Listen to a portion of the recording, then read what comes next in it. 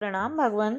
भगवान परम पूज्य दंडी स्वामी महंत हंसानंद सरस्वती जी महाराज का दिव्य ग्रंथ भगवान उपनिषदों के रत्न। और भगवान इसमें मुंडक उपनिषद चल रहा है। भगवान इसका प्रथम मुंडक का प्रथम खंड और उसका 7वां और 8वां मंत्र ले रहे हैं भगवान।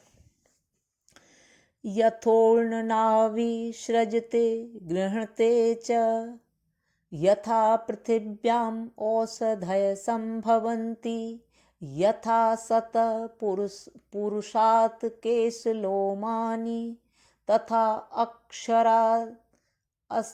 अक्षरात् संभवति इह विश्वम्। भगवान इसका भावार्थ दे रहे हैं स्वामी जी। जैसे मकड़ी अन्य साधनों के बिना ही अपने शरीर से अभिन्न तंतुओं को बनाती है और निगल जाती है, जैसे पृथ्वी में औषधियां उत्पन्न होती हैं, जैसे सजीव पुरुष में उससे विलक्षण केश और लोम मतलब उसके रोए जो शरीर में होते हैं उत्पन्न होते हैं, वैसे ही उस अक्षर से समस्त जगत उत्पन्न होता है। जैसे मकड़ी अन्य साधनों के बिना ही अपने शरीर से अभिन्न तंतुओं को बनाती है और निगल जाती है, जैसे पृथ्वी में औषधियां उत्पन्न होती हैं, जैसे सजीव पुरुष में उससे विलक्षण केश और लोम उत्पन्न होते हैं, वैसे ही उस अक्षर से समस्त जगत उत्पन्न होता है। भगवान आगे इस जगत का वर्णन कर रहे हैं भगवान संक्षेप में, इसकी उत्पत्ति का, जगत की उत्पत्ति का।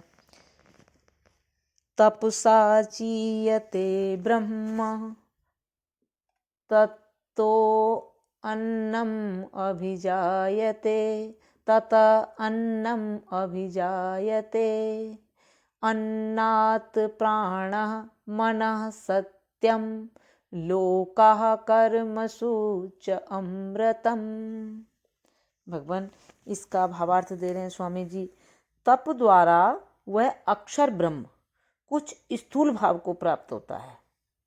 तप द्वारा वह अक्षर ब्रह्म कुछ स्थूल भाव को प्राप्त होता है। तत्पश्चात उसी ब्रह्म से यानी सभी प्राणियों के लिए साधारण कारण रूप अव्याकृत अन्न उत्पन्न होता है। उसी ब्रह्म से अन्न उत्पन्न होता है। फिर अन्न से हिरण्यगर्भ रूप प्राण, संकल्प आदि चतुष्टय व्यापार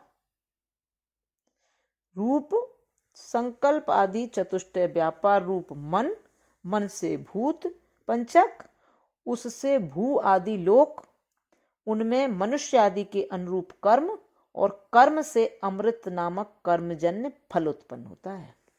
एक बार और लेते हैं भगवान। तप द्वारा वह अक्षर ब्रह्म कुछ स्थूल भाव को प्राप्त होता है। तत्पश्चात उसी ब्रह्म से अन्न उत्पन्न होता है। फिर अन्न से हिरण्यगर्भ रूप प्राण, संकल्प आदि चतुष्टय व्यापार रूप मन, मन से भूत पंचक, उससे भू आदि लोक, उनमें मनुष्य आदि के अनुरूप कर्म और कर्म से अमृत नामक कर्मजन्य फल उत्पन्न होता है। प्रणाम भगवान।